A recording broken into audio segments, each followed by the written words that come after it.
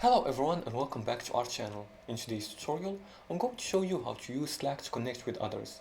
Slack is more than just a messaging app. It's a powerful collaboration tool that helps you stay connected with your team, clients or classmates. Whether you're working remotely or in the office, knowing how to connect with others on Slack will boost your productivity and communication. Now let's see how it works. Let's follow these few simple steps. The first step is to join a workspace.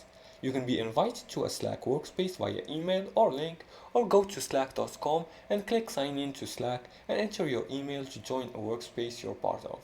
Now before you start, in order to use Slack, you must have the application on your mobile device or access it through the browser by typing slack.com and signing in using your account's credentials.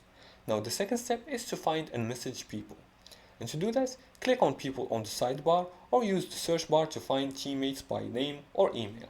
As you can see here, you can find the people in the DMs or you can research for them here. As you can see, this is the section for the people and you can type their names. Now click their names, hit message to start a direct chat. The third step is to join or create a channel. Public channels let you communicate with groups, so use the plus icon next to the channel to browse or create one. As you can see, I'm gonna click here and I can create a new channel or create a new message. You can create a new channel right here by writing its name and clicking on next and following the prompts, or you can write a new message by clicking on the message icon here and you can type you can tag the people in this section and write the message down here.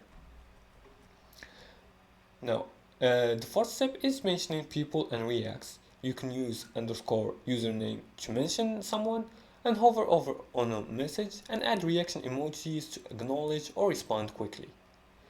Slack makes connecting with others fast and simple, whether through channels, DMs, mentions, or reactions.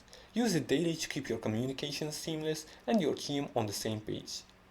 Now remember, you must set your profile status and time zone so people know when you're available. And that's it for today's tutorial. If you liked this video and found this helpful, please like and subscribe and feel free to leave a comment below the video if you have further more questions about this topic. Thanks for watching and see you again in the next tutorial.